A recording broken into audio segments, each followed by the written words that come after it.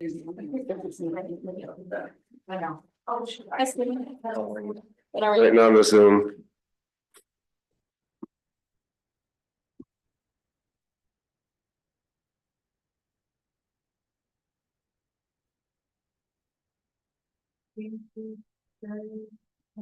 Okay. Yeah, we could watch football. I'll second that. Welcome to the City Council and Downtown Management Board meeting, joint meeting for Wednesday, January 15th, 2025 for the city of Petoskey. First, let's do roll. Demore. Present. Shields. Here. Walker. Here. Murphy. Present. Shorter. Here. Edie. Here. Mullen. Here. Smith. Here. Philip Krennic. Is it right? Here. Albert. Here. Bennett is absent and Jacqueline is absent. Okay, So it's a quorum. we've got more than enough of a quorum. You want to, who's taking the lead on this, right, this and this one? I'll turn it over to Amy for the overview of the parking fund, revenues and fund balance. Thank you, Mayor, and thank you, council members, for agreeing to have this joint meeting. I think the discussion started early in the budget process, and we tried to get a joint meeting happening before budget, and that didn't happen. So we're kind of talking budget things, but what we're looking for is direction moving forward. So this should help us going into the next year and future years in budget development. I did a few slides. Really, though, we want this meeting to be a discussion. But I just wanted to go, I just have a few slides that are overviews of what was in the packet provided. So again, some of the things that we would like to talk about is just an overview of the parking fund, questions on that, what the revenue sources are and the fund balance.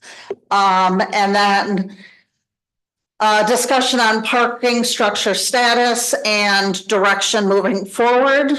And in that, we'll talk a little bit about the studies that have been done to date, what the costs have shown to build those structures, what capital projects we anticipate moving forward, and then just based on all of that, what direction are we going in? And then Shane's going to lead a discussion on the RRC priority sites, which for the certification, we're supposed to be reviewing those every year. So I think it's also just good to have the two bodies together discussing periodically. So let's see here. Again, the parking fund revenues for 2025, our total projected revenues are $909,700. The vast majority of that amount comes from meter fees from streets, followed by parking fines, and then cell phone sales is Park Mobile when people pay for parking. So that's really, that could either be on the street or in a lot. And then lots are at 10% and special permits, which are parking passes, are 12%. So that's where the parking revenue comes up. The chart on the right was in the packet, and this was trying to, the question has come up multiple times, or the, I guess, point of clarification of the 2018 resolution when the fees were increased the last time. The resolution committed a majority of the increase in fines and fees be set aside for a parking structure. So what this chart is showing is what were the operating revenues and what was the fund balance in 2018, which is the base year. And then this is just showing the increase over years. So then if you took the total of all the change in revenue over the base, this number, the 741,848 is what the increase over the base is. So that is the 2023, and this is through 2023 numbers, the parking fund balance here versus the parking fund balance in the base here. So the increase over this base number, which is the operating revenues, is 741,848, which is 69% increase over the base amount. So that is showing if you were at 51% would have been, well, I didn't do that, but 51% would have been 605,659. So again, the point of the table is the intent of a majority of the increase in revenues being set aside. Again, a special fund wasn't set up. I can't explain the financial mechanisms for that. But this is the fund balance. So this is what, after all the expenditures, revenues, what is left over keeps going into that fund. So that's where that is. And then beginning this year, at the end of 2024, the projected fund balance is 1.67 million or 68 million, really. So are there questions on that? So I don't even know if I'm asking the right question, but I'm going to give it a shot. Okay. So if I look at that 2023 numbers at the bottom of that chart you just had, if I look at the change in revenue from the base, which is about $1.187 million, and then the parking fund change in equity, which is $741,000 some dollars, the difference between those two went where? The difference between which two numbers? Change in revenue from the base, that total number 1.187. Okay. 567. Right. And now you're saying that the change in equity is 741,000. So is that's what there is in equity right now?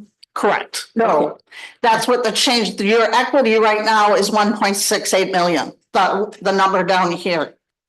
That's just the change over the base of if you took the parking fund balance in 2023. Yes. Minus the base year fund balance is 741,800. So that's the change in your fund balance, total fund balance. So that's just still exists within the rest of the money. Is that Yes. funds above it? Is that the over when the rates were increased? Mhm. That is Oh, sorry, can you put your microphone on? Is that the whole funds or is that the funds from that, the overtures? Or is this the funds that's what's left over every year following paying all expenses? No, this is what is.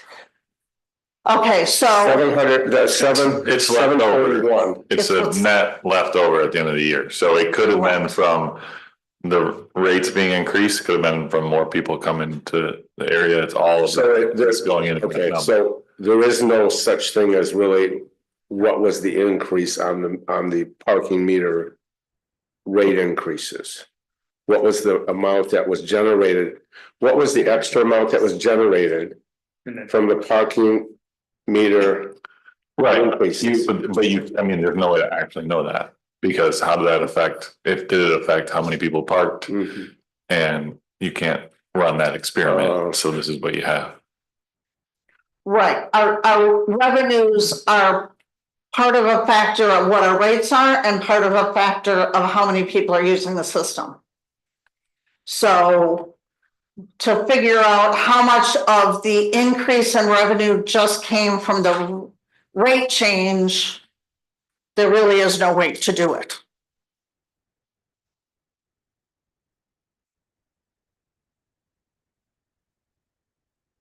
Right. But so Tina, to answer your question, all that number, that 741, all that's saying is that's how much the fund balance increased over the base year. Yeah. Okay, so the fund balance in 2023 was what number total? Parking fund balance at the end of 2023 was 1.565549. Okay, and then that 741,848 is contained within that number, for lack of a better way to say. Correct. Thank you.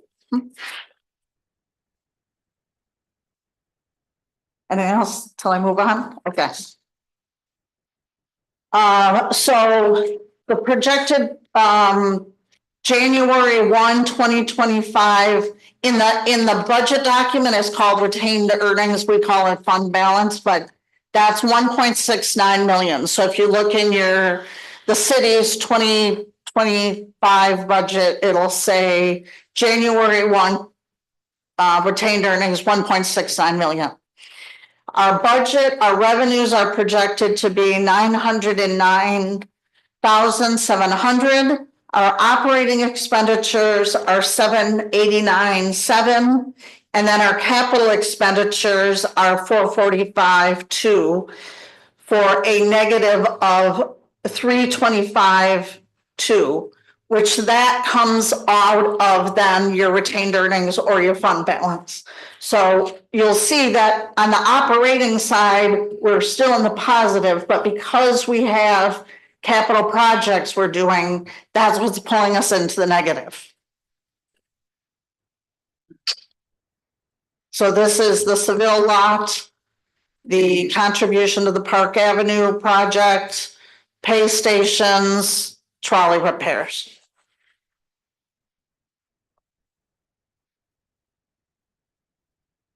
And then this is also in the packet. This is parking fund part of the 6-year capital improvement plan. And I put this in just to show, again, in 2025,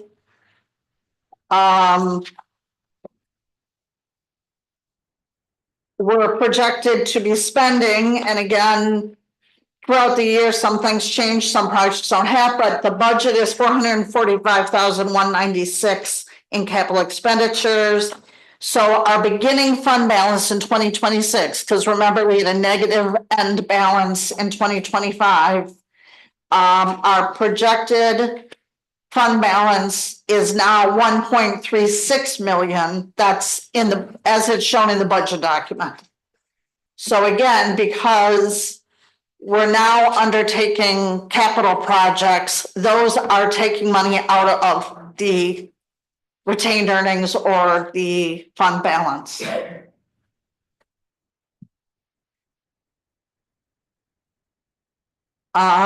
This is the summary of different parking structure studies that have been completed. Can I interrupt? I'm sorry. Sure. Hi, can you go back and just explain why we're doing the capital improvement projects that we are doing in 2025, why they're needed, please? Okay, sure. This. Okay, so the projects we're doing, the Seville lot is repaving, restriping, handling stormwater of a lot that was, a lot of our lots were put in probably late nineties, early 2000s.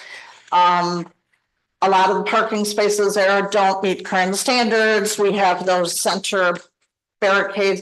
So that's a reconstruction of that lot. And then the Petrie pay stations at the Petrie and Darling lot would be moving from meters to pay stations. And that would be, those are more, they're less, man hours to, collect. From a cash handling standpoint, they are safer.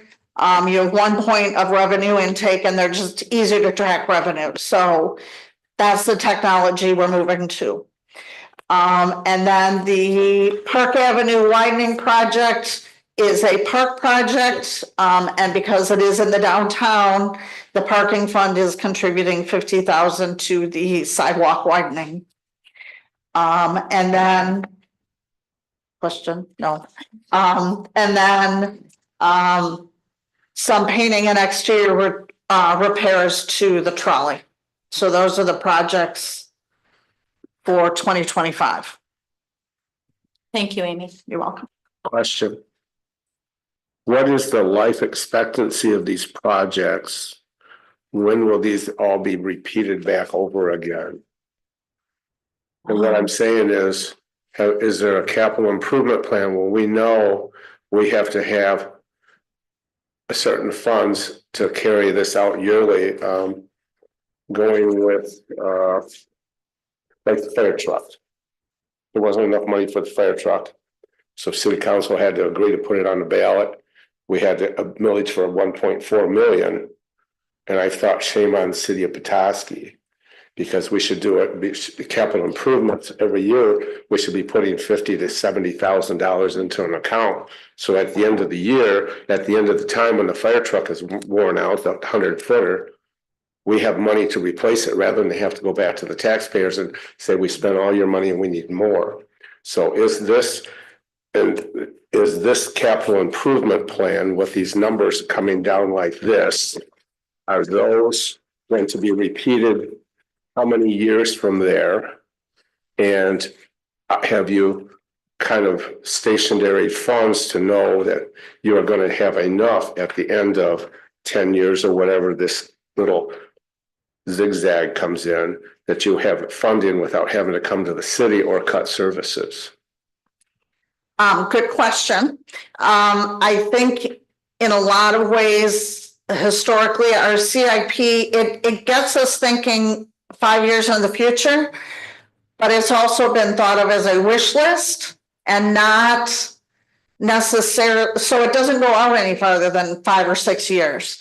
I would say redoing a parking lot is going to be probably a 20-year. I mean, you'll have to do upgrades like to the pay stations, but rebuilding a parking lot is going to be good for 20 years at least. Okay. But to your point, these projects have been some of these have been in the CIP for probably 10 years. They're in there, they never happen. The money goes into fund balance. And so that's part of the point of this discussion is if we have at the end of this year 1.36 million in fund balance, and we see the cost of what parking structures are, and we have these projects. These aren't the absolute numbers. These aren't beyond this year. They're not engineered estimates, but they're significant costs to maintain what we have. If we're not going to do that and we're putting our money away to a parking structure, then there's really no reason for us to put parking fund projects in the CIP. So that's the kind of direction we're looking for. So, but it's a good point that you're making, that capital expenditures have a life and you're going to have to consider at the end of that life as well. So when we get to there, we probably, some of us will not be sitting in these seats, or maybe not sitting at all. That's what I'm thinking, wheelchair possibly. But, you know, I just think it's important for us to look ahead to this, because are we setting people up for 15 years from now? They're gonna come into this and go, oh my gosh, how did we get here? Right. You know, okay, but I'm sorry for the injection. of No, that. good question. Following up on that though, and again, tell me if I'm wrong, because I was not a math major, okay? But if we've got 1.565 right now in the parking fund balance, and we assume that change in revenue base that's projected for 2025 is $340,000. If you push that out 4 years, that gives you $2.925 million, which would more than cover what's on this page. Am I right? Or is that wrong? I'm not sure what, Well, I'm just trying to speak to what the mayor, sorry, okay, is bringing up, and that's like, you know, if you're looking forward yeah, and you've got a projection of $2.195 million, how in this scenario that you had up on the screen might that be met? And it looks like it could be met based on the parking fund balance and the projected change in revenue from base, which is at 341. If we just assume that continues at that rate and doesn't grow for the 4 years out, that adds 1.36 million to the 1.56 million, which would more than meet the 2.195 million that's projected. So I guess it was just by way of kind of continuing the dialogue the mayor began. probably it could. If we're going to be doing these projects. Yeah. Yeah. Understood. So again, projected fund balance, beginning of 2026 is 1.36 million. Parking studies.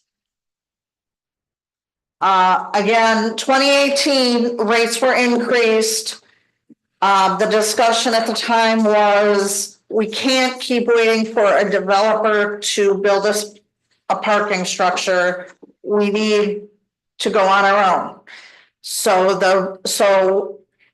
And you know, over half of this increase in rates is going to go towards a future parking structure. So then a series of studies were done. Looking at different lots, is it a standalone? Is it a mixed use structure? What is it? And you can see the costs far out exceed what we would be able to be saving with the parking fund. So, clearly another funding source would be needed.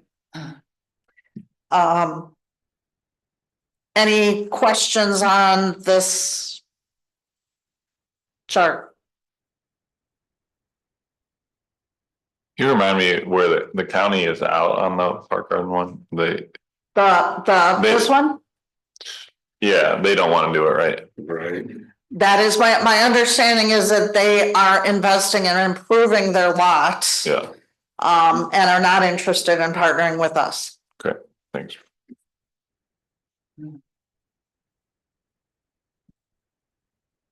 Okay, so what we know is a parking structure will cost much more than the parking fund alone can fund. The city has 7 lots that need to be maintained and updated at a projected minimum cost of 2.2 million over the next 5 years. And just kind of a general downtown revitalization is an ongoing process that requires constant investment in historic preservation, placemaking projects, and public space improvements. I bring that up because historically, the parking fund has made significant contributions to those efforts. Historic preservation through facade grants, placemaking projects, the trolley is an example. Public space improvements, purchase of the rail corridor, improvements to the bathrooms, the Seville lot, or not civil lots, sorry, the Park Avenue improvements. So the parking fund is very much used as a tool to enhance downtown in general, not just for vehicles. So wanted to open up the discussion on that and kind of in the question of, do we continue to postpone improvements to city assets to save for a future parking structure? Because that's pretty much what the path we've been into. The Seville lot's the first major update since I think we did the Elks lot in conjunction with something, I can't remember what. So understanding what the direction was in 2018, is that still the direction? And then is the Darling lot or any municipal parking lot at this point a priority redevelopment site? And if so, and by saying it's a redevelopment site, we're assuming it's going to have a private investment component. Should a future development partnership be required to replace existing parking or increase the amount of public parking? If that happens. And then should the parking fund continue to be leveraged to enhance downtown as a whole? So. With that, that's all I have.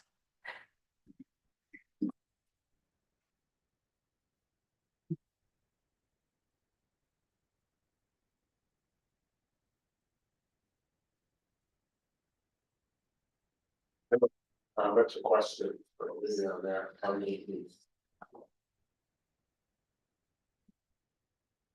It's on the CIP for the city. The trolley was listed as, at some point near future being replaced. Correct. And I'm trying to think, was that 300,000? No, it's about 100 and it depends, but it could be as much as 150,000. Okay. Is that built into, or is that? That was in the CIP. I think Right. I bet it was unknown though. So Okay. that's one cost that's not in there. Okay. Understand too that the city's 5-year plan, I think the capital improvement plan, I don't know if it was this year or the year before or so, had $57 million of after the fact of 5 years of stuff we'd like to do, but there is no funds for it. So the capital improvement plan is a Christmas wish of a 8-year-old thinking they want everything in the catalog in some regards. At the added stuff on the ends that we are not going to be able to afford. Some that may be needed, but we do not have funds for some of those things. Right. I don't have a problem with utilizing these funds to upgrade our parking lots. It's obvious they need to be done, having walked through them, looking at them. There is a need to do that. It's obvious there isn't enough funds that have been put away to really do a parking ramp. I think parking downtown doesn't just serve the merchants, but I think it also, a parking ramp would service people living downtown to have covered parking in the wintertime to go get in your vehicle, a place to park, a place off the road. And I think a parking ramp fulfills all of that on top of the city's need for merchants. That being said, the funding is not there for this. And I think if you're talking redevelopment ready sites, I would say that at this point, none of them would be on a redevelopment ready unless we are looking at going up with some decent sized development. And I think that that's a lot because we're going to also have to come up with funds also from the city to pay for that. It's not just going to be a developer coming and saying, I'm going to build this whole thing and I'll hand you money.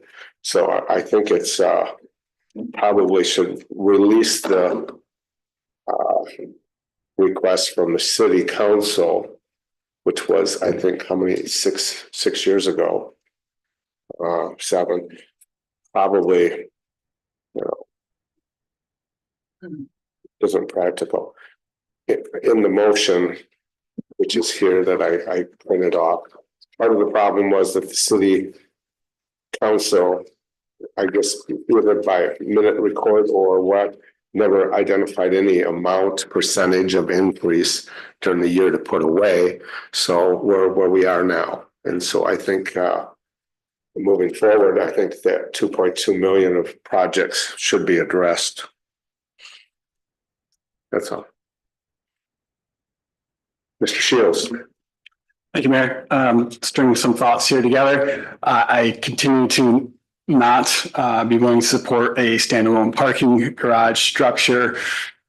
I don't think it's financially prudent, and the price tag that doesn't generate any tax revenue, and I don't see yes, it would have some benefits, but the benefits do not outweigh the cost. When I go, and I've stopped by Darling Lot intentionally in some of the busiest times of the year, weekends and summer, and consistently always have at least 10 spaces still empty. Maybe the only exception, maybe downtown Holly open house night is the only time I've seen it completely full. So I don't see the need for parking spaces. Now, covered parking for our downtown residents, do see value in that.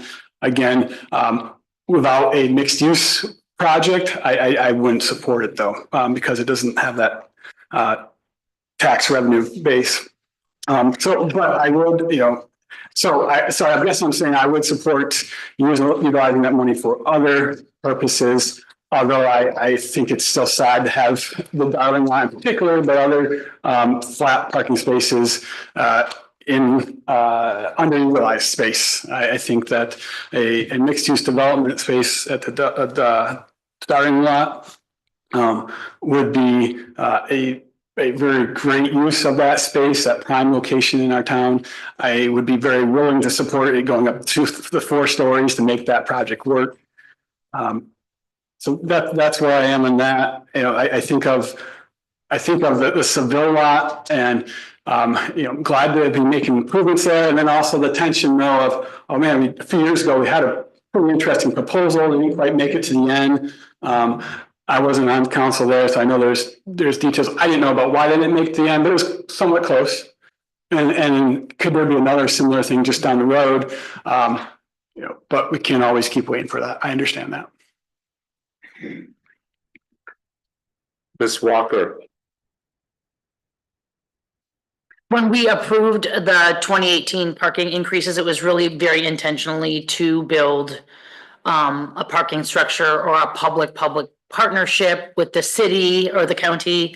But since then, I feel like the use of parking structure funds have been really well deployed within the city, as you've kind of presented in the past few years about opportunities to utilize that money for downtown improvement. So I agree that there is an evolution in our thinking and putting money towards capital improvement projects. The Seville lot development was also a factor in influencing our ability to can this kind of partnership, will this come to fruition? And then with the county, and now knowing what we know today, I feel like I also share the similar feelings with Derek, that a standalone parking structure and like the amount of carbon that gets put into a cement structure for the parking of vehicles, and like what that future kind of looks like, as we've made such wonderful investments in walkability and alternative forms of transportation. So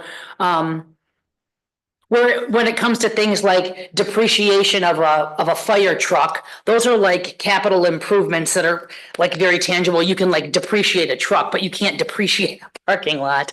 So I guess my feeling as an elected official is that, of course, things change and opportunities change. And I feel like the money that has been allotted from the parking services fund has been very well spent on very intentional downtown improvements and future projects that we really do want to see realized. And I'm open for redevelopment ready because the Darling lot is the only publicly owned parcel in the redevelopment ready communities in our community. So.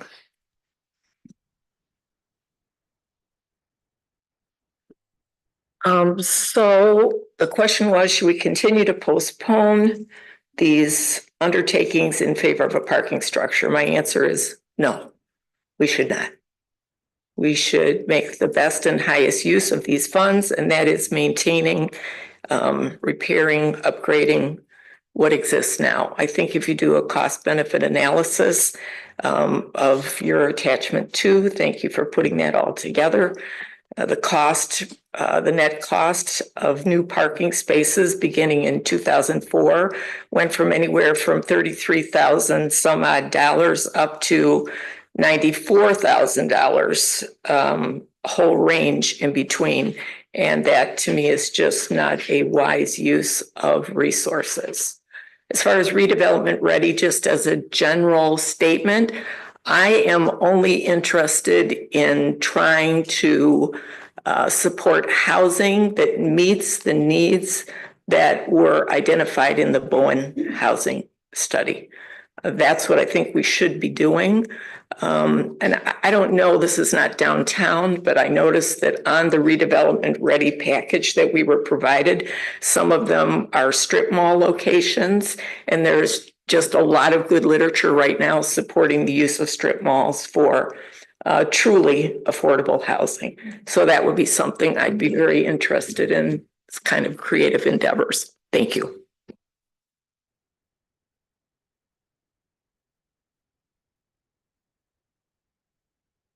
Thanks, Mayor. I got one more comment. Mr. Moore has sparked the thought that I've had previously, and the conversation of redevelopment ready and the Darling lot, I mean, the city owned. There is, I'm familiar with Michigan Community Capital as a nonprofit developer in the state who I've spoken with previously at the housing conference in Traverse City. They're very interested in doing a project in northern Michigan. And they would target, I don't know if they would get to the rates that you're exactly looking for, Mr. Moore, but they do target affordable housing units. And I think they would be very interested in partnering with the city on the Darling lot development, mixed use development. That said, they really want a community that is very interested in working with them. I know they've had another nearby community, a Project Sour, that they were working with, and the community kind of pulled out. And so I think they're going to be a little skittish in working with the community unless there's a good commitment. So they definitely would want full support for a partnership on that project. But yeah, I think there is potential there. It's very, that is just ideas at this point, though. I will only just say in response to that, while respectfully it is what I'm interested in it because data, evidence-based information says that's where the greatest area of need is. So thank you. Thanks, Mr. Moore. I got to follow up on that as well. Could you define what area of need that you're talking about? Sure, I can pull out the Bowen housing report if you want me to. Not the whole thing? You invite a debate coach to the party, here's what happens. You asked. Let's see, I don't want to give inaccurate information, so just give me 1 second. In the Bowen housing report, it indicated that from 0 to 80% of AMI, and this was at the point of the time of this report, there were 70% of the county need was between 0 and 80%. That was 606 units. And 191 of those units, 0 to 80%. This is existing need, unfilled need. 70% of those were in Petoskey.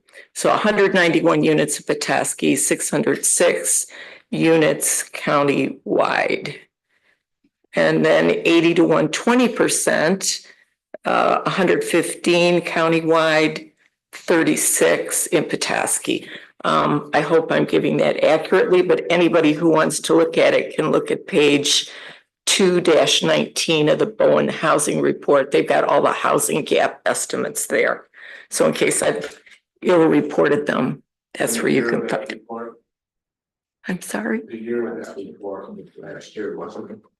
Yeah, I think so. 2023? Yeah. Yeah, so this would not, relative at least to the 80 to 120, and I don't know how Maple Block settled out, but certainly I would think that the 80 to 120 portion. Well, we got that one covered. Yeah, between, lumber, yeah. Both of them. Can I mention that any of the redevelopment ready properties, the real obstacle to any kind of affordable, so under like 0 to 80% is these developments are height restricted. So anywhere downtown or even lofts at Lumber Square, there was an idea floated at the time, like, could they put like a third floor with like really nice condo units on top that could in effect like kind of subsidize some of ones that would be maybe 60 to 80% of the area median income. But even that, like in the context of the Darling lot or even 200 East Lake Street, like those developments, well, 200 East Lake Street is a privately held development. There's no way that there's going to be any kind of affordable housing in that development just because of the nature of a developer. And that's not in his self-interest or any incentive to build something of that scope at the entrance. So then the question becomes like, where does that kind of housing get built within our city limits? And I would say that height restrictions are limiting us to being able to have kind of flexibility and funding and subsidization of a development that would encourage multi-income housing developments. Unless it's a PUD.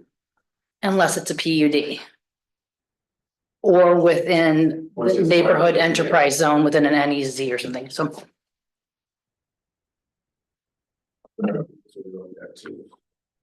Anyone else wish to speak before we move on? Mr. Shield. Thank you, Mayor. Just not to keep it going, but Mr. Moore mentioned research and evidence, and I think it's important to mention the research that I've been looking at and plenty of literature on the increase of housing units in any community can help prices generally. I know that there's a current question in the literature, and there's a lot of evidence that support that, but it's not always consistent. There's some evidence that doesn't support that kind of migration as people move around. But the idea is that as more units are available in the community at any price range, it helps those at all price ranges or all income levels to be able to find housing. Anyone else? Otherwise, we'll move on. This is the parking structure status. We've pretty well. We're gonna go to city manager more. I don't know if any downtown management board members spoke on this, so. They've had the opportunity to. No, I don't need it. Keep looking at one or two. I'll add to. Look at one. I would love to add to that. Thank you, Mr. Mayor. I would just like to say thank you to City Council for their forward thinking. I think going back to the original intent of managing parking as a public good really was very forward thinking at the time. So kind of on your theme, Mr. Mayor, of thinking well into the future so that we're setting up not only the businesses that are around this table for success, but to continue for generations. I mean, we've had parking meters for since before World War II, right? Is that a statistic that's completely outlandish? I mean, many years we've had That's correct. parking meters. Thank you. Thank you. So, yeah, well, it's so the spirit of managing parking in downtown has gone on for generations. And I think the feedback that collectively this group has, or the city has provided the Downtown Management Board to be able to continue that trend so that we continue to manage those resources effectively for the downtown as a whole. So I'd just like to say thank you for that feedback. Thank you for the mindset of let's look to the future.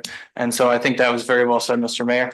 I think also our community, because at that time there was that forward thinking that has allowed our central business district to thrive for many years. And I think that there is some additional research around. I know there's been some reports in things like strong towns that have lent themselves to that continued conversation of how to better use zoning and different other restrictions that require parking to come with it. And that has handcuffed a lot of communities. So in the spirit of why the downtown made parking a public good, I think those dialogues are very important. And so thank you to the city for recognizing that housing is such an important need to our communities, the businesses that are all downtown that are looking for workers. And I just feel like we've had some really great wins for the city and the developments that are happening. So anyway, thanks for the ability to make a comment. Council says thank you for those comments because it makes us feel that we're on time. I was just gonna say on the parking thing, I think we as the DMB have been talking about that a lot. So that's why we're here, is because we've been stuck in that kind of, we don't have enough for deck, need to do all this stuff but we've, previously we had said we're going to do this. So that's really why we were here, is to get that, everyone's take on that, because we've all talked about it in our meetings a lot and we just needed some more input. So that's really helpful for us. I've been to some meetings in Lansing and people sitting around a table with people at lunch and they'd look, oh, Petoskey, they'd see your name tag and they go, oh my gosh, we love going there. And I didn't ask the right questions the first day. The second day, I thought, geez, I need better help on this. And I said, what's a drawback to Petoskey? And they said, how far you are away from this downstate, us to get there. And I said, well, that makes it special. Then I go to toss the motels. And I said, well, look at Mackinac Island and Traverse City, etc. And all that. So then I said, what about parking? And they kind of laughed and they said that you guys don't have parking problems.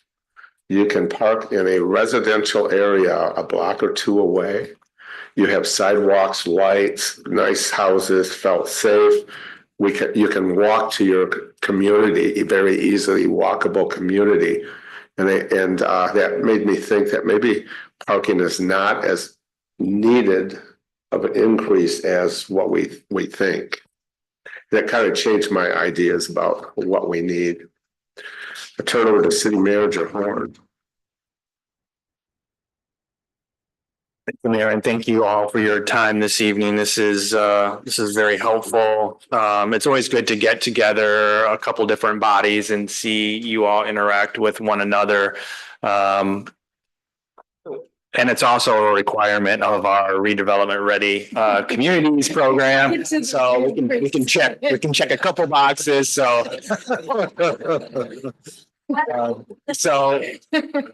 for those of you that may not remember, we back in August of 18, and I believe Amy was really a central figure in driving this program. Petoskey did become redevelopment ready certified. This is through the Michigan Economic Development Corporation, MEDC. So in 2023, it was 5 years later, we had to go through a recertification. So really what RRC is it really looks at best practices from an economic development standpoint. There's a number of, as with any state program, there's a number of boxes to check and a number of programs to have in place. And so every 5 years we go through this reiteration, if you will, and make sure that we're, and there's some annual requirements, one of them being having combined meetings with other bodies and boards to make sure that we're collaborating and not operating in a vacuum, if you will. So So we went through that process in 2023, and as part of that process is an economic, what do they call that? A strategy, an economic development strategy. So within that document are a number of priority sites, priority redevelopment sites. So some of these are publicly owned, most of them privately owned. These are sites that historically we've either gotten a number of calls on from a blight standpoint. They're very visible sites, so we would like to see a redevelopment happen on those. There's really not any magic with this list. However, I would say that we were able to dive into MEDC, RRC fund, pre-development funds for a few projects. We realized some funding through being an RRC community for the Darling lot. We had some pre-development work that went into some concepts there. For the Maple Block site, we had pre-development dollars that went in to that site as well that assisted the developer in making some decisions. So there is benefit to this program in multiple ways. That's one direct way where we have access to resources that we otherwise would not have access to. And then it's just I lean on a lot of folks within MEDC when we get developers that stop in or call about certain things. So I lean on their expertise as well for within this program. So in 23, we kind of put together some priority redevelopment sites that kind of carried forward from 2018. So I guess what we would like to try to accomplish this evening is maybe modifying this listing. And again, we don't have to adhere to a certain number of sites. MEDC will assist us in marketing these sites as well. So there's some value that we get from that as well. So the sites that are currently in our economic development strategy are 200 East Lake Street. I have had a number of developers that have reached out even just since I've been here, very interested in that site. They've visited Petoskey. They've seen the site. The current owner is at this point not interested in a partner or a transaction that sells the property. We have sat down with him the end of last year, and we're sitting down internally as well to talk about potentially bringing that project back. The developer's interested in maybe re-engaging some discussions on that. He's got a number of things in the hopper that we would love to see him continue to make some good progress on. But I think just the fact that he wants to have some discussions again is positive. So that site is in there. The Darling lot is currently in there as well. That's obviously a downtown location. Another downtown location is 500 Howard Street. This is the former Petoskey News Review site as a possible redevelopment opportunity. So that site is in there. We have 900 and 1000 Bayview Road, which is and I apologize, I haven't been here that long, but I believe it's called the Tallberg property. You guys, is that correct? Killens. It's not Killens. Okay. So this is the former dealership and I don't know what they would call it next door to that. The Tyler's Tacos currently has. Yeah. That's all owned by Killens. Yes. Owned by the previous owner. Right. Okay. Yeah. So that's on our list as well. That's such a visible location that we would love to see. Some of these sites, I think there's some addition by subtraction. Just removing some of these blighted structures and leaving it alone is a plus. I think that could be one where if we can just remove the structures and green the site up, that's a win in my book. Obviously, that's also a very prime spot for something as well. So we're always looking at, we have to provide essential services to our community. We do that by tax base. And so it's great that we can, and we will always support affordable housing projects, but we also need to pay the bills too, right? So we need taxable value that continues to come into our community so we can provide the services that we all rely on and enjoy. So that's properties in there. 910 Spring Street. This is the Petoskey Mall, the Ross, the Dunhams, the original game. yes, okay. Well, before me. So we've tried to talk to the developer about potentially thinking outside the box, and that's such a prime visible spot. Potentially housing up there could work. Same thing across the road with that strip mall area. We have gone to the developer on several times and said, we are willing to think outside of the box here with you and look at some outlot possibilities. There's just a sea of asphalt there, as we all know, and are frustrated with. So yeah, so potentially looking at that sea of asphalt as outlot opportunities for other development, potentially including potentially housing. So that's an ongoing discussion that we have, but both that site as well is on the redevelopment. One that's not in here, but it's listed in our master plan is and some of you may not know it by this, but this is what I call it. The Continental Plastics site on Sheridan along the river. There's a number of things operating out of that structure. We are working with the current owner to kind of just throw things out on a whiteboard and just talk about a potential vision for that site. So there's a lot that needs to fall into place for that site, but I think just that the fact that we're having dialogue ongoing on a regular basis is encouraging. He sees the value of that site from a potential redevelopment. He doesn't need to do what he does at that location. He can do that really pretty much anywhere. So he wants to work with us as the city to potentially look at a vision for that site that includes him potentially relocating somewhere else, and that opens that site for a mixed use development of some sort. So that's exciting that actual site is in our master plan as a priority as well. So we have a number of things that are in our economic development strategy. I guess the feedback that I would like to see is, do you all have other sites? Do we need to transition away from a few of these and think of other locations? So I'll just kind of open up the floor and kind of see where each of you are at from that standpoint. Stephen? What about the old football stadium site?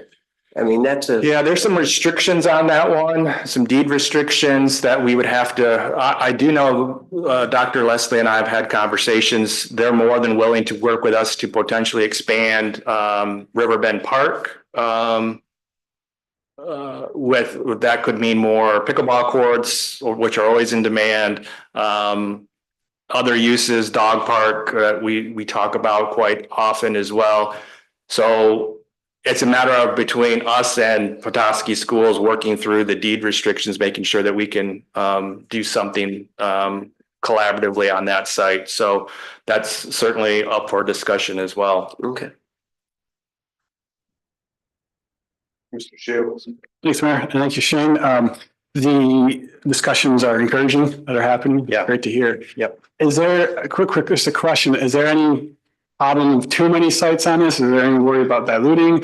Yeah, I mean, I've asked Dan Leonard from MEDC is there a magic number here or a sweet spot that we're trying to go for? Is it 5 sites? Is it 10? And he didn't really have a great answer. I think if we could, similar to our action plan, and I always give kudos to City Council.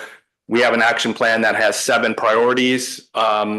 that could be 30, 40, 50 priorities, and which makes it, from a staff standpoint, very difficult because it feels like we're never able to cross something off the list. So I appreciate that. And so I think focusing on, 5 to 7 potentially makes the most sense. Ms. Walker. Thank you, thanks Shane. Hit your microphone. Identify the sites that have been completed. So Michigan Maple Block was an RRC site, redevelopment ready community site, and then Lofts at Lumber Square was a redevelopment ready site. What about the Baptist Church development? Is that now off because it has been purchased, but still kind of like a placeholder because it hasn't been developed? It was just changed hands. So where did that fall off the list of redevelopment ready communities? I apologize. Was that on the initial list? Okay. It used to be.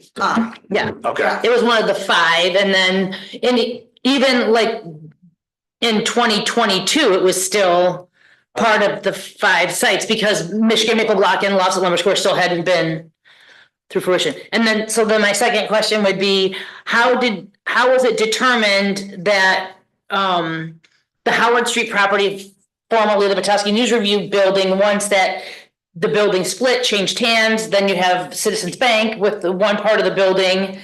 And I think David Meikle from the back lot in Tap 30 owns that lot and the rest of the building. So it's in the hands of a private owner, but how does it become redevelopment ready if it's private? Or how did we go about identifying that as a new potential site? I think just because it's a prime spot within our central business district within downtown that we would love to see some redevelopment happen. The worst thing I think that a building can have happen, and we're seeing a little bit of that on East Mitchell, is just being vacant. So trying to incentivize, and we use the carrot or the stick approach, and sometimes the carrot, and we've tried that on a few spots, and we're done with the carrot. It's time to bring the hammer out and get some of these things accomplished a different way. So whether that's through a vacant building ordinance or registration program, which we're exploring and we'll have in front of council at some point when we make this transition with the new attorney. So people need to understand that we're serious when we send out these notices. These are not just a paperwork exercise that we're shuffling things around. So there needs to be some pain associated with that if we can't get people in line. So all we're really trying to do is get compliance. We're not asking for the moon here. It's if you have a structure that needs a roof, or it needs fire suppression or whatever, you can't just keep milking the profits off of your buildings and not reinvest in them. So that's needs to be the take home message. So I'm relatively certain I have the least experience in this area than anybody sitting at the table. So I don't know the amount of time it takes to take something off and put it back on. Yeah. But given that 200 East Lake Street has an owner who repeatedly has expressed no interest in anything coming forward, might there be some value to just remove that for a while? Sure. And see how that might develop. So I'm just putting that out there, again, understanding I have the least experience of anybody, but it's a thought. And sometimes I think that makes complete sense. And sometimes if you have something like this on for a period of time and nothing's happening, it's time to kind of change it up a little bit. So I would certainly understand and support that notion. Especially with some of the parking lots, if we're going to be spending $250,000 or more resurfacing, are we going to want to put those up and say, okay, next year after spending all that money, now we're going to look for spending more money by redeveloping it with housing? I just think we should, we came up with 7 action plans for the city council instead of the 40 that we used to carry 40 with us. I think it would be great to identify you guys as well, help identify a couple that are things that are the top priority to you. Yeah, I think obviously DMB, your focus, your drive, even though you all are or in and around the Petoskey area. So I know you understand and appreciate, the entire city, but your focus is downtown. So certainly I don't need this final list as we sit here tonight. As you think about it, as you meet it collectively as a body, you can certainly continue this discussion going forward. DMB can focus your attention on downtown, and obviously I'll have this discussion with city council going forward as well, so we can kind of fine tune citywide what this list should look like. I do, just a couple sites that I've thought about that you could call them priority sites. One is the house you have an RFP out for right now, 106, West Mitchell, East Mitchell. Yeah. Because if someone buys it, they still may need some sort of assistance. I mean, basically saying it's priority site says the city wants to be a partner in this. Mm-hmm.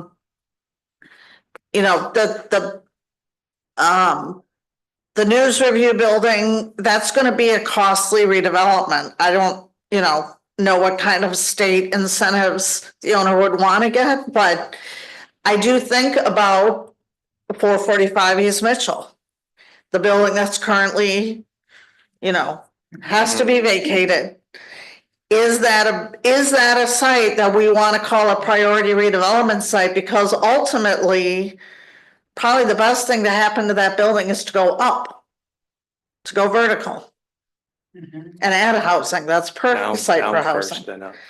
And if you did that and you call it a priority redevelopment site and the state has all these new tools for housing TIFs, could you get, I don't know on that property owner, but if you could say, we do want this to redevelop and we'll do what we can to help, does that move the needle versus just sitting and just hoping that the owner is going to do something sooner than later?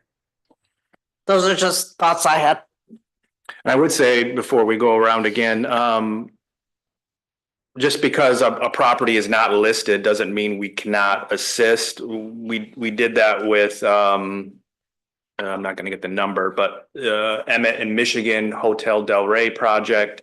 City council assisted with an Oprah for that site that was not listed. I don't know if it was an 18 as a redevelopment site, but we're obviously assisting the developer with that property. So just because it's not one of our 5 to 7 properties doesn't mean we're not going to partner with someone. It just depends on the project, but it's another example. Yeah.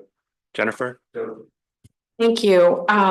So in terms of which 5 or 6 or 7 should be on this list, I'm going to be honest, I have no interest in putting 200 East Lake Street on this list until some other projects owned by the same individual have been started and are on their way to completion. I'm tired of empty promises. I'm tired of being told something's going to happen and having it not. I think we've already tied up the corner of the corner of Mitchell and Howard, and then we've got 2 buildings on our street that are, in limbo. So I'm not interested in having you waste your time with something that may or may not ever work. Okay. That's my opinion. In regards to like 900 and 1000 Bayview Road, I drive by there every day, usually twice a day. I think it looks like an eyesore to our opening of town, and I would love to see something nice there, or the tearing down of the buildings and seeing the lake until somebody gets into it, right? I'm not really sure what the end game is with all of that property along there, but there's definitely something, So I would love to see anything at the entrance to our town improved. I would have to go see what the Continental Plastics building is because it's not entering my radar at all, probably because I never ever drive by it. So Brothers. What's that? It was Barnum Brothers. Okay, oh, yep. City DPW building. Yeah, okay, I know what you mean, yeah, It's just like a warehouse, got it. concrete structure. The facade's kind of falling off the frontage.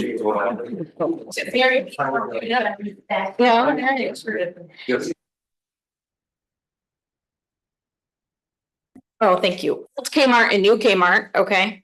This dates me, that those would both be great housing projects. And, you know, I was really disappointed when Big Lots went in because it didn't turn into a housing project, but now we have that opportunity again. So those are my priorities there. Developers have come forward and looked at that and have met and have had plans of what they were going to use it for, and the owner has not moved forward on that, unfortunately.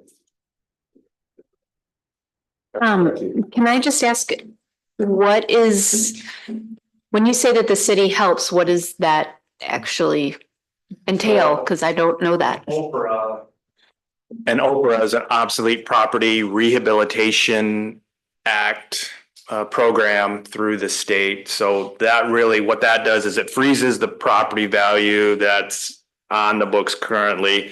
So if you're going to put, I'll say $1 million into your development, typically what happens is your taxes are going to go up because you're investing in that property. So the value is going to be greater when you're done.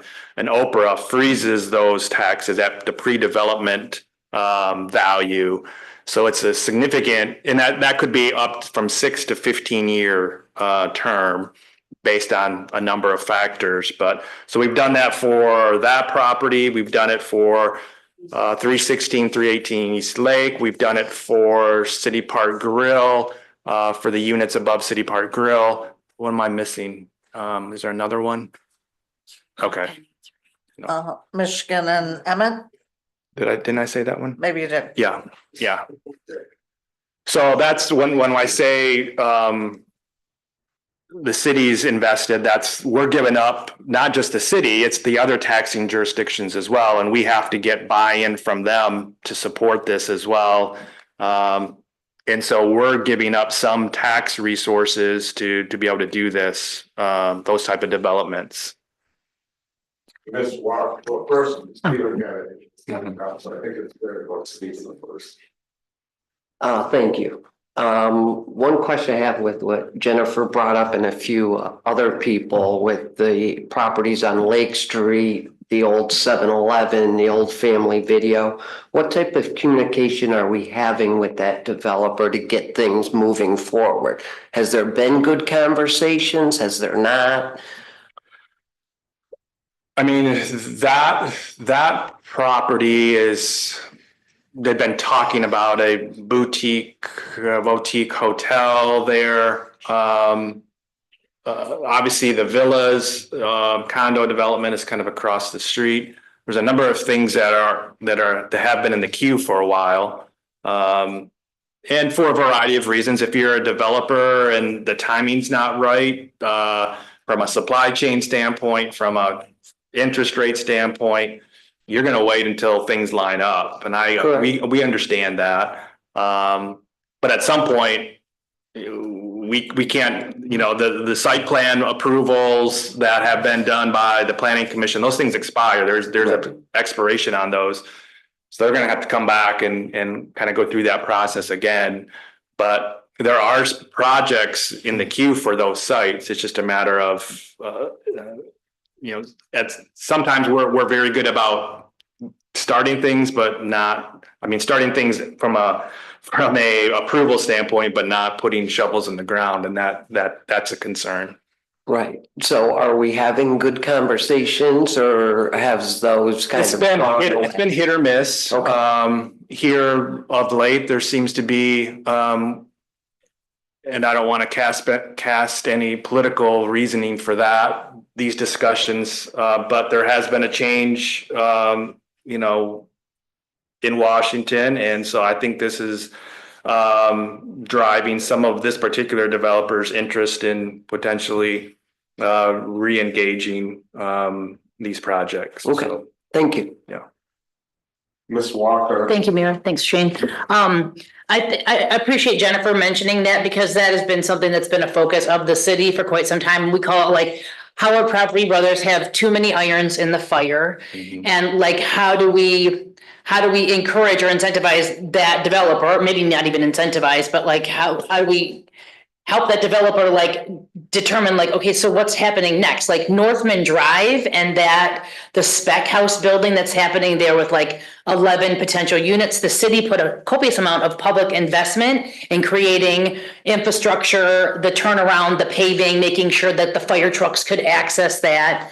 And so that spec development, it oftentimes feels, and I think we've talked about this before in the public, it oftentimes feels like that developer has money and capital for acquisition and initial kind of like development costs, but he's spec building and hoping for investment in those buildings, and then it's coming up with nothing. So I don't know like what kind of leverage the city would have potentially to say, okay, other than through the permitting process and through the planning process, like, okay, your time has expired. Now you got to go back again and apply. And so 316, 318, Family Video, JCPenney building, Northman Drive development, 200 East Lake Street. At what point is there like too many irons in the fire upon completion?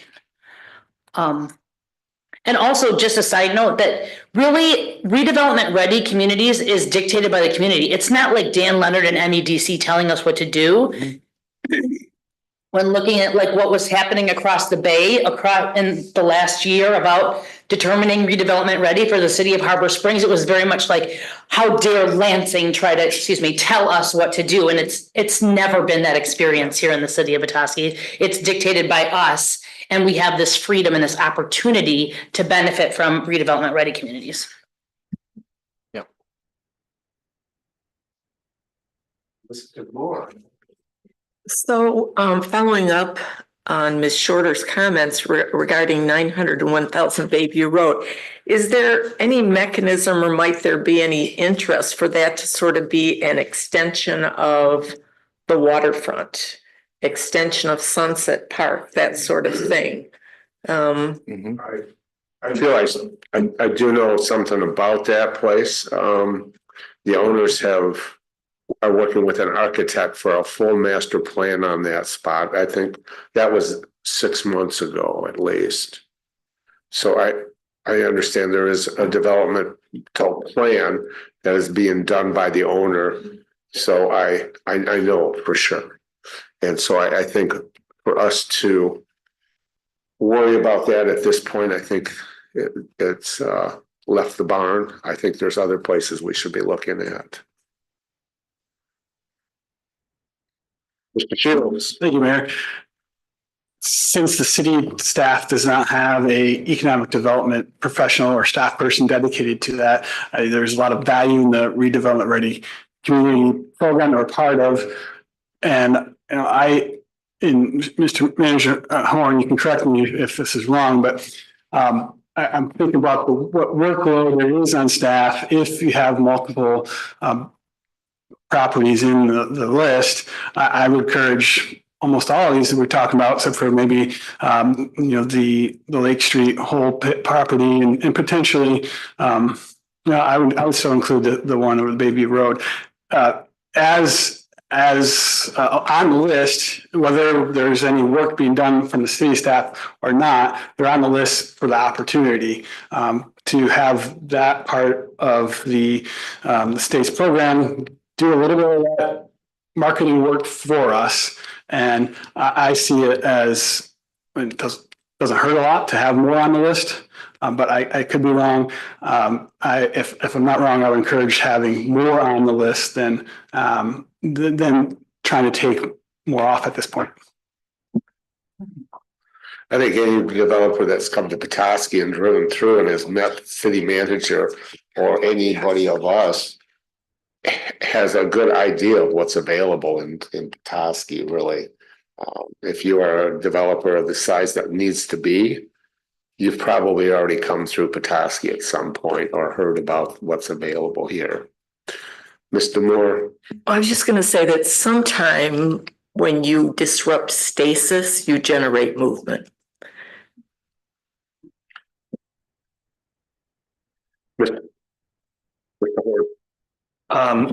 I wanted to introduce someone. I apologize. I should have done it this way at the very beginning. Lindsay Dotson is our Housing North representative. I'm not sure what your exact title is anymore. That's fine. Because we don't even know internally what we want to call ourselves, so. Lindsay has a lot of experience in this area, and she wanted to address both boards, if that's okay at this time. I don't know, Lindsay, if you want to go over to the. Just hit the. Your head. There you go. Hello, good evening. Thank you. City Manager, Mayor. So I wanted to speak up because, yes, I have a lot of experience in this department. And to start, my official title as of right now is Housing Ready Coordinator. Okay, thank you. For both Emmett and Kalkaska counties. I started back in August, and before coming into this position, I was with the city of Charlevoix for the last 8 years, and I was the Main Street / Downtown Development Authority Director, and oversaw their historic district commission as well. So to note, just because I'm the new Andrea Jacobs, for those of you who have had the pleasure of working with her in her former role and now current, she worked for the last couple of years to really build a lot of momentum, to get a lot of great things going. And when they decided to post the position after she moved on to Habitat, they budgeted for a contract position. So that's what I am. I'm a contracted consultant, not a full-time employee of Housing North. The only reason why I mention that is because Andrea was so intensely involved. I hope that you can understand that I will never live up to what she did. But what my role is now is to maintain what she started and obviously provide support to ongoing efforts throughout the county. And I do apologize for not being here just amongst a public meeting until now, mainly because Petoskey, you've got things going on. We are supposed to be expanding capacity for people that have no idea what they're doing when it comes to being ready for housing. And we cover Resort Township all the way up to Mackinac City. And that's my territory, plus Kalkaska County. So I've been spending a lot more time with your townships and other municipalities to help them kind of live up to your standard, really. You are doing almost everything you can to encourage housing, and you're the best example in Northern Michigan at this point, aside from maybe a larger city down south. But everybody loves to hear because it's not that place, and I won't say where I'm talking about. So I have been working with your staff though, and we were trying to assist with the Chill Grant stuff recently, and it didn't work out, and that's fine because you have the help that you need now, and that's all that matters. But I've also been working with a lot of developers and feeding them to your city manager. And some of which haven't considered Petoskey yet, but are starting to. We get a lot of those phone calls. So before, when I was working with the city of Charlevoix, I was also doing similar work in other communities throughout Michigan. And so I've had a relationship with the MEDC for at least 13 years at this point. Dan Leonard and I have worked closely for about that amount of time. And I was very much an integral part of Charlevoix's redevelopment ready certification process and priority site selection. And I was extremely, annoying probably is the right word, but in a good way, to the folks at MEDC because I insisted on taking advantage of any and all opportunities they were willing to provide through our certification. And that I took advantage of so many things for downtown Charlevoix that they actually had to change a policy with MML, who were administrating a lot of their their services that are available to RRC communities. So what I'm saying with that is we are here to be an extension of what you're doing. And there's, how do I say it? Essentially, if you want help with economic development things, obviously anything that's going to happen is going to have a housing component. So check, there's my role, right? But I also have a background, I have a master's in historic preservation. I look at your downtown and, you know, we actually this Friday, this is fun. Charlevoix, downtown Charlevoix is going to be nominated for the National Register of Historic Places. If you look at their downtown and the amount of buildings they have that are older than 50 versus yours, not that many. And they're doing that. And what does that mean? Not more restrictions, but more incentives for all of the downtown property owners in the form of tax credits that don't come from the local government. They come from the state and federal government. There are ways to kind of stack a lot of incentives that could be available with some work through different programs that could greatly benefit any housing projects in the downtown and other areas of the city. You're already doing all the other things like neighborhood enterprise zone, pilot programs. A lot of developers now are starting to pay attention to the housing TIF stuff, and the Brownfield Authority Board at the county level is on top of being a good partner when it comes to approving those types of projects. So you're ripe with opportunity. One thing I want to say with my historic preservation background is most of the projects that are happening in the entire county right now are large scale, multiple unit, right? But building new now costs more than it ever has. And that means, I heard someone comment on carbon earlier, to reuse what we do have, build walls that already exist is probably the best bang for our buck, and there are more incentives available for existing structures than new. So just keep that in mind. With the housing analysis that was referred to earlier, when it first came out, Emmett County had 3,370 units identified as, you know, the gap, and that's through the year 2027. Even though we've had great success in a lot of projects that have started moving forward, we still have a gap of essentially 2,400 units. So even though we've had these great big projects that have started, there's still a major need. I do want to commend all of you for the conversations that have been taking place regarding upward mobility.